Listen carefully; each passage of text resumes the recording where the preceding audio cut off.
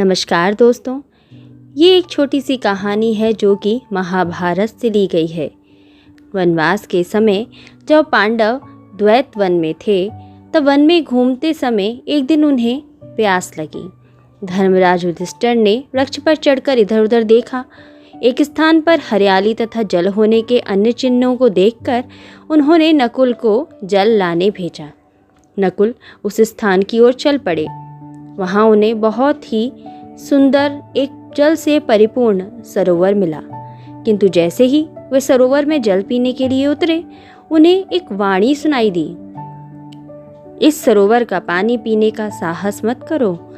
इसके जल पर मैं पहले ही अधिकार कर चुका हूँ। पहले मेरे प्रश्नों का उत्तर दो, उसके बाद ही पानी पीना। नकुल बहुत प्यासे थे। उन्होंने इस बात पर, जिसे एक यक्ष कह रहा था, ध्यान ही नहीं दिया। लेकिन जैसे ही उन्होंने सरोवर का जल अपने मुख से लगाया, वैसे ही निर्जीव होकर वे पृथ्वी पर गिर पड़े। इधर नकुल को गए हुए जब बहुत देर हो गई तो युधिष्ठिर ने सहदेव को भेजा। सहदेव को भी सरोवर के पास यक्ष की वही वाणी सुनाई पड़ी। उन्होंने भी उस पर ध्यान न देकर जल पीना चाहा और वे भी प्राणहीन होकर वहीं गिर गए। इसी प्रकार धर्मराज ने अर्जुन को और भीम को भी भेजा। वे दोनों ही बारी बारी से आए और उनकी भी यही दशा हुई।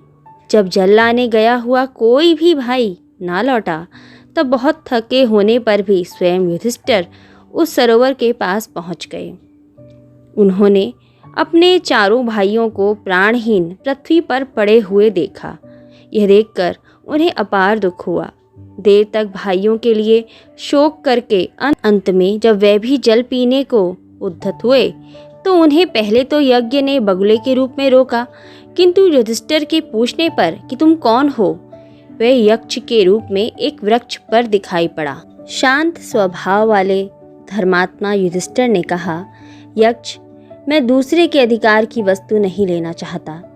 तुमने सरोवर के जल पर पहले ही अधिकार कर लिया है, तो वह जल तुम्हारा ही रहे।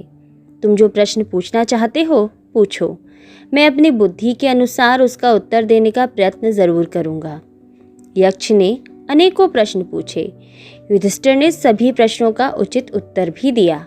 उनके उत्तरों से संतुष्ट होकर यक्ष ने कहा, राजन, तुमने मेरे प्रश्नों के ठीक उत्तर दिए हैं, इसलिए अपने इन भाइयों में से जिस एक को चाहो वह जीवित हो सकता है। युधिष्ठिर बोले, आप मेरे छोटे भाई नकुल को जीवित कर दें।